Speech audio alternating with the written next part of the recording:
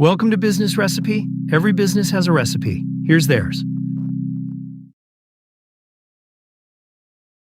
Today's recipe: your mother's kitchen cabinet. In January 1958, a woman named Brownie Wise walked into the Tupperware headquarters in Kissimmee, Florida, a building she had personally designed, and was handed a termination notice. She had invented the Tupperware party. She had built the company's entire sales force from zero. She had been the first woman ever on the cover of Business Week. And Earl Tupper fired her without warning, without a contract, and without a single share of the company she had made a household name. He gave her 1 year's salary, $30,000. Later that same year, Earl Tupper sold the company for $16 million, bought a private island, renounced his citizenship to avoid paying taxes, and left. Brownie Wise died in Kissimmee in 1992, near that campus, near those buildings, having never recovered a dollar of the fortune she had built for someone else. Here's what Brownie Wise's story tells us, and what Tupperware's 2024 bankruptcy confirms. This was never a plastic company. It was a labor company. The recipe had 4 ingredients: a product anyone could copy, an army of women whose social lives were the distribution network, a movement framing that substituted community for wages, and a founder who eventually sold his own people to close a better deal.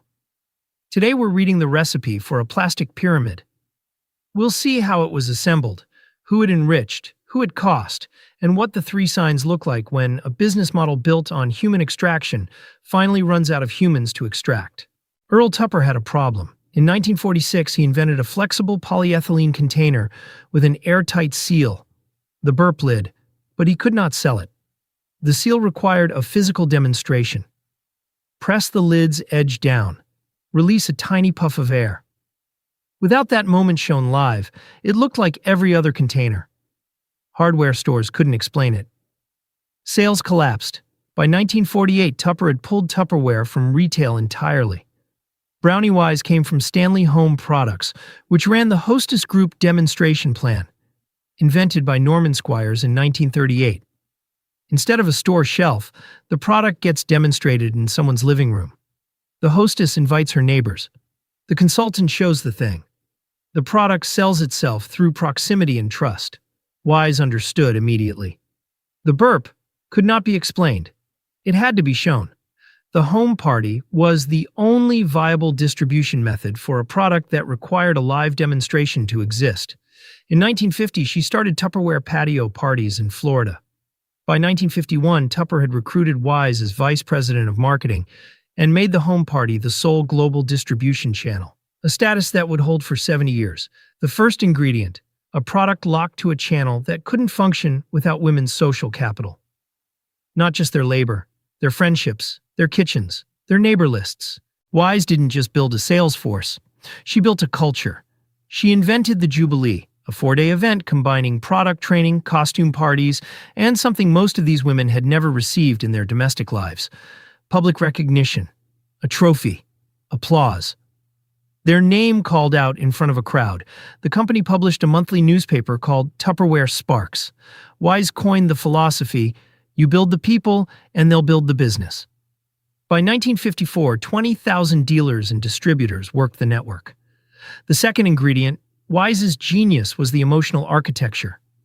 The Jubilee and Sparks created genuine community, belonging, sisterhood, mission among women excluded from formal corporate careers. That community was real. The financial return for most was not. Here is what remained invisible in the warmth.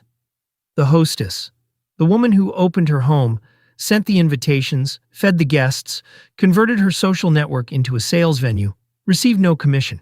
She received a merchandise credit, a discount on a casserole dish. Her labor of hospitality was uncompensated in cash. She was the free distribution center Tupperware could never have afforded to build itself. Here is the actual method, how this model ran at ground level. A consultant earned 25% commission on every party sale. Minimum party threshold, $250 in product. The consultant paid her own fuel, samples, and hostess gifts. No base salary, no benefits. Legally, an independent contractor. All risk carried downward. Tupperware listed 12 compensation levels with theoretical earnings stretching into millions. 2 executives, reached that ceiling in any given year. Meanwhile, in 2018, 94% of active consultant-ranked members averaged $653 annually. Before expenses. A 2024 FTC staff report found the vast majority of MLM participants earned $1,000 or less per year. More than half received no payment. In Canada, in 2016, 96% of Tupperware consultants received less than $500 for the year. The math was always negative for most participants, but the math was hidden by the culture Wise had built. You weren't running a losing enterprise. You were your own boss. You were building community. This is how you cook impunity at scale. You replace the wage with a movement. You replace the paycheck with a trophy. You replace the employment relationship with a contractor agreement that transfers all risk downward and all profit upward. And you make the person at the bottom feel like the arrangement was her idea. In January 1958, press coverage suggested Brownie Wise was so central to Tupperware's success that she could take the party plan anywhere and build another empire. Earl Tupper, reading this, grew jealous. He fired her. No warning, no contract, no shares. She sued for $1.6 million and settled for $30,000. Months later, Tupper sold Tupperware home parties to Justin Dart of Rexall Drug for $16 million. He bought a private island, renounced his U.S. citizenship to avoid taxes, and left. He died in Costa Rica in 1983. The woman who built the distribution empire received $30,000. The man who invented a plastic lid received $16 million, 2 cents on the dollar. This is not a story about Earl Tupper's character. It's a story about how the system was designed. People who build the networks, host the parties, generate the revenue, own nothing at the end. Ownership concentrates at the top. That's not a bug. That is the method. What came out of the oven was extraordinary. For Tupperware, peak revenue in 2013, $2.7 billion, nearly 70 countries. 465,000 independent sellers at its height. In British English, Tupperware became the word for any airtight plastic container, penetration that rivals Kleenex and Xerox. All of it ran on the same method from 1951, women selling to women from living rooms, on commission, with no base pay and no equity, powered by a culture of recognition that cost the company almost nothing to sustain.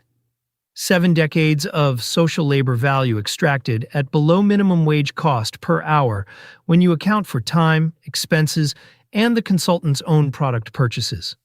The financial ROI for Tupperware was exceptional. The financial ROI for most consultants was negative. That gap between those two numbers is the recipe. Before we accept that framing entirely, let's steelman the other side. The strongest defense of Tupperware's model. For millions of women in 1952, the alternative was no income at all. Post-war America had pushed women out of manufacturing jobs. Corporate hierarchies were closed. The Tupperware party, commission-only, home-based, requiring no degree or employer reference, was one of the only viable paths to independent income for a divorced mother in 1952. Brownie Wise herself was a divorced single mother who had left school after 8th grade. The flexibility and dignity were real, not invented. Second counterargument: nobody was forced. The community was genuine. Jubilee and Sparks created real friendships, real support networks. Many consultants said the belonging was worth more than the money. Both are true.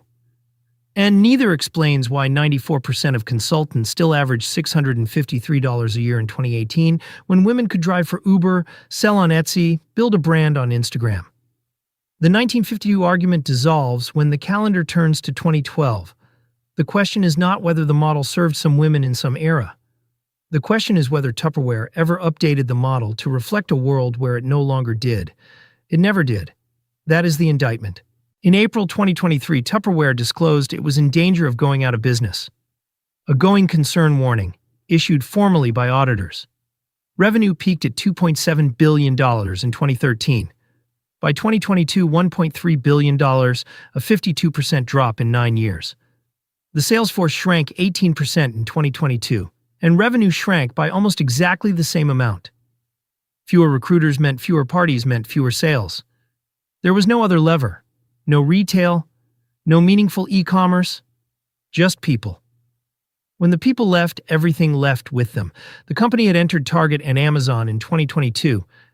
71 years after abandoning retail, the pivot arrived after the cliff edge. September 17, 2024, voluntary Chapter 11. Funded debt, $811 million. Lenders had frozen $7.4 million in bank accounts. The company couldn't cover basic operations. Here's who ate the result. The 465,000 independent consultants, contractors, not employees, lost their income with no severance and no unemployment eligibility. The lenders bought the remains in November 2024 for $86.5 million total. A business that had once generated $2.7 billion annually. The consultants received zero. That gap, between what the lenders recovered and what the consultants received, is the entire story of this recipe. Here's the turn. The Tupperware party didn't fail. It succeeded, for 70 years, at exactly what it was designed to do. It extracted the maximum labor value from the maximum number of women at the minimum cost per unit of sales. It monetized female social capital and female community bonds at a cost of 25% commission and a corporate newspaper that cost almost nothing to print. The system worked exactly as designed. The collapse wasn't a malfunction. It was what happens when the extracted resource runs out. When women have enough alternatives that the terms are no longer acceptable. When the fiction that this was a community, not an employment contract, stopped holding against the reality that 94% of its participants were losing money. Brownie Wise figured this out in 1958 without needing income disclosure statements. She'd built the whole machine, knew what it was worth, and filed a lawsuit for $1.6 million. She settled for $30,000. The system worked on her too. If this story changes how you see every flexible income pitch, every commission-only hustle dressed in the language of sisterhood, subscribe to Business Recipe. This is exactly the kind of thing we're here for. Tupperware leaves 3 signs, structural patterns in every labor extraction model wearing a community costume. Sign 1, the emotional return substitutes for the financial return. Trophies, applause, their names read aloud, that recognition was real. But when the financial median is $653 a year and the company still leads with community and sisterhood in its recruitment materials, the emotional architecture has become a wage suppression tool. Does the model need the community to function? Or does it need the community to explain away the math? Sign 2. The business unit generating the revenue is not on the balance sheet. Tupperware's 465,000 consultants were independent contractors. Their labor, their social networks, their kitchens, none of it appeared as a cost the way retail headcount would. The margin looked extraordinary. The human cost was invisible. When that labor force walked away in 2022, 18% in a single year, there was no retention mechanism. You can't retain what you don't employ. Sign 3. The person who built the distribution was not allowed to own it. Brownie Wise had no contract, no shares, no seat on the board. Earl Tupper sold the company she built for $16 million and left. She received $30,000. The person with the most social capital at the base accumulates the least financial capital. That's not incidental. That's structural design. These 3 signs appear in every version of this recipe. In every direct sales company, every gig economy platform that monetizes social trust while classifying workers as contractors. Brownie Wise's quote, "You build the people and they'll build the business," was intended as an act of generosity, as a philosophy of leadership. She meant it sincerely. But read it from the other direction, and it tells you exactly what Tupperware was. You build the people build the business belongs to someone else. If there's a next video you should watch, the algorithm is pointing it at the corner of your screen right now. It's another case where the system worked exactly as it was designed to. For everyone except the people running it. Today's recipe, complete. So, what business should we crack open next? Drop the company name in the comments. We read them. If you want more case studies like this one, subscribe. New recipe every Tuesday.